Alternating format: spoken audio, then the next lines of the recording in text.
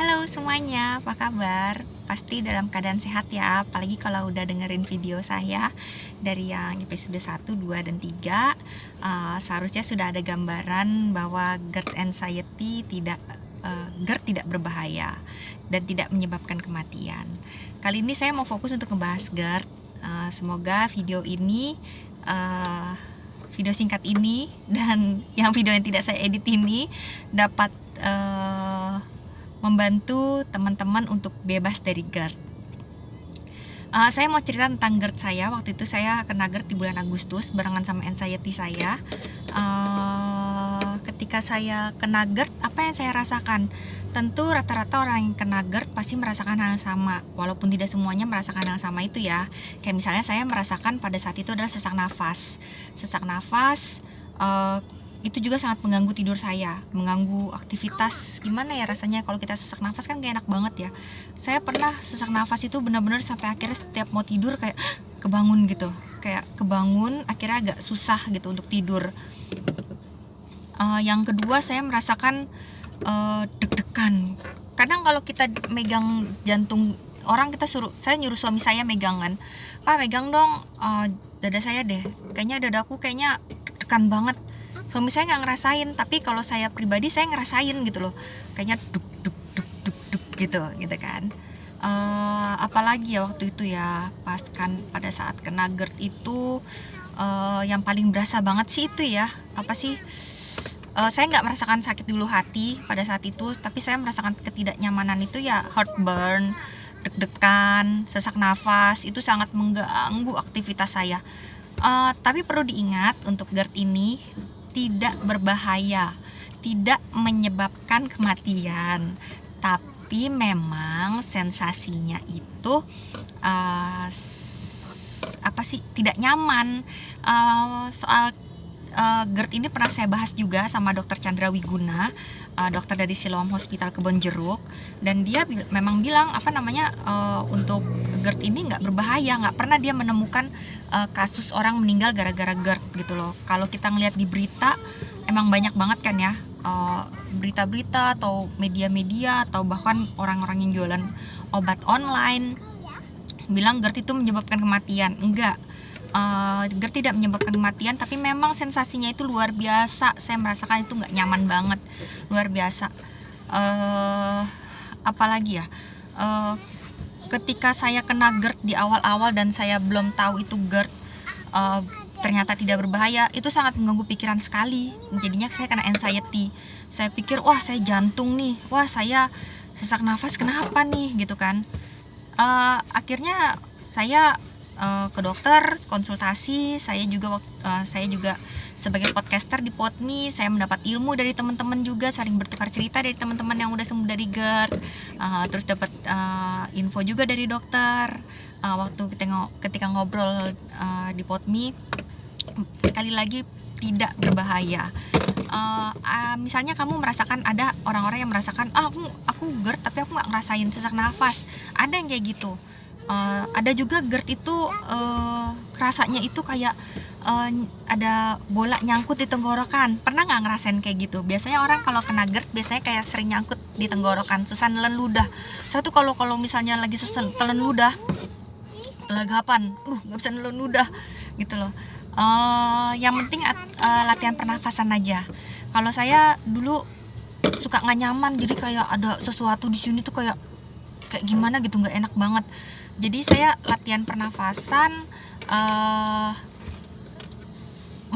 kali lah, sampai kira-kira kamu jangan sampai keleyengan.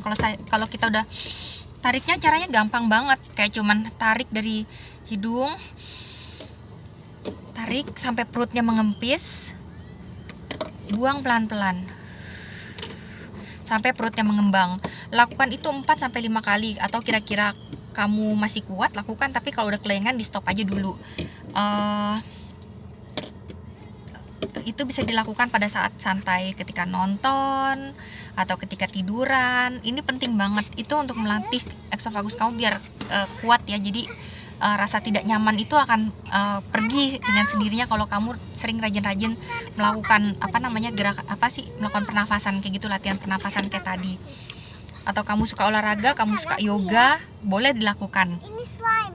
Uh, Slime baik. Terus apa lagi ya? Oh ya, GERD itu juga ada yang menyebabkan jadi bau mulut. Nah itu, jadi macam-macam lah. GERD itu bisa bau mulut, bisa ada yang nyangkut di tenggorokan, susah telan ludah, terus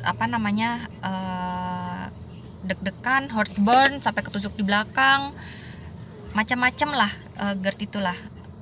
Terus gimana sih caranya supaya GERD itu bisa sembuh? Ya atur pola makan kita.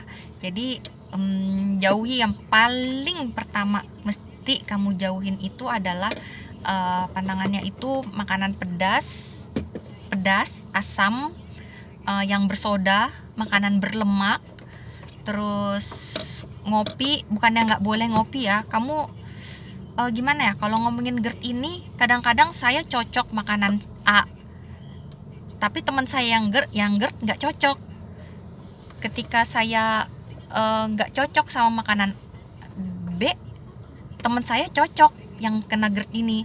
Jadi nggak semua orang mentang-mentang GERD gitu jadi semuanya si ini dia GERD loh, pantangannya nggak boleh makan ini, berarti kamu juga nggak cocok sama makanan itu. Nggak, beda-beda, masing-masing orang beda-beda. Nah disitulah kamu harus punya list menu gitu, makanan-makanan apa yang kira-kira itu nggak cocok buat kamu. Kalau saya paling nggak cocok itu biasanya yang agak suka bikin saya deg-degan makan pisang. Padahal teman-teman saya pada cocok makan pisang, cuman kalau saya habis makan pisang langsung deg-degan. Nah itu langsung jadi daftar list saya.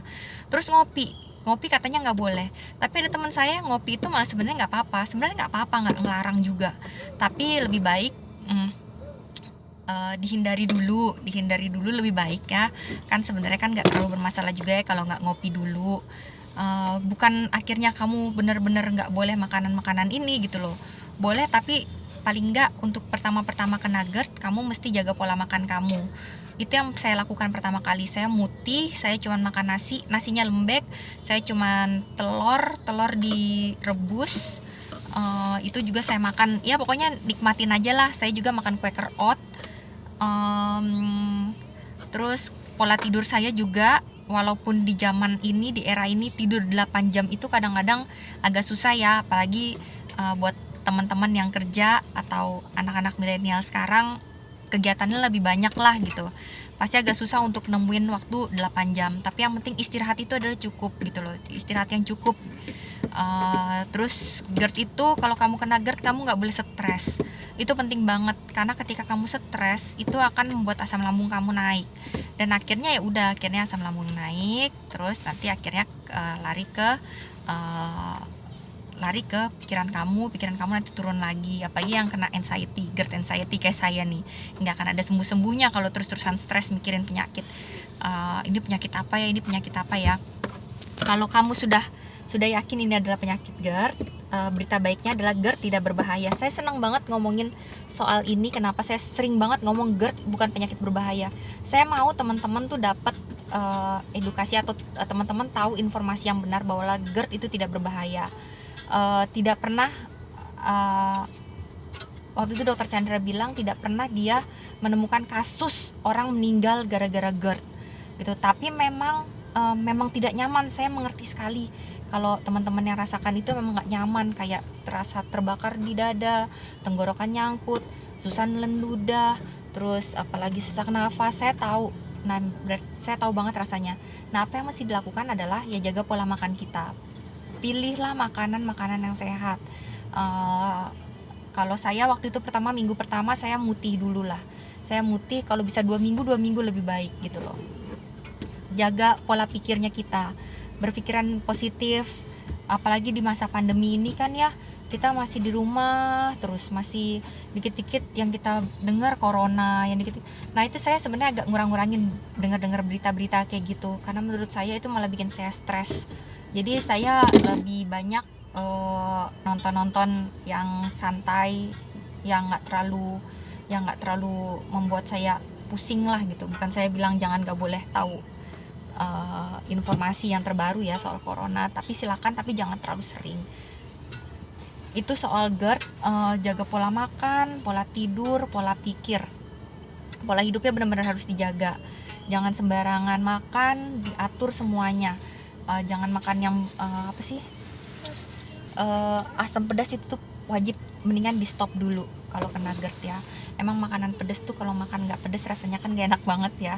Saya tahu banget, apalagi saya dulu waktu zaman gadis saya seneng banget ngegadoin cabe, terus bikin asinan pakai sambel, pakai cuka, pokoknya diaduk-aduk lah jadilah makanan seger itu. Ternyata akhirnya sekarang ya beginilah. Oh ya, satu lagi saya mau informasi, saya juga pernah keluar pas lagi BAB, feses saya mengeluarkan darah. Darahnya itu kayak menetes gitu. Sebenarnya itu nggak masalah.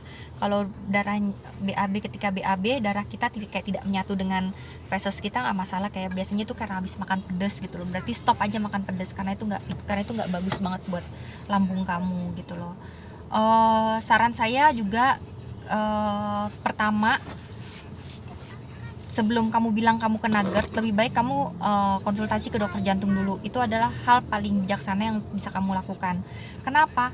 Karena GERD ini mirip-mirip sama jantung, kayak heartburn kan gitu, kayak panas gitu kan. Nah kadang-kadang kita suka kalau suka ngerasa ini jantung bukannya. Lebih baik bijaksananya adalah kamu pergi cek ke dokter jantung dulu. Pastikan jantung kamu aman, tidak masalah, normal, baik, dan baru kamu ke spesialis penyakit dalam yang untuk ngecek lambung kamu. Kalau memang kamu kena GERD, berarti ya udah GERD. Yang penting kamu jaga pola makan, pola hidupmu, pola pikirnya juga dijaga, jangan sampai nggak teratur gitu loh. Kalau untuk kalau untuk yang lain-lain sih sebenarnya sih cuman itu aja sih kalau untuk soal GERD. Yang penting juga kalau kamu ngerasain GERD, saran saya saja kalau mau minum obatlah dari dokter.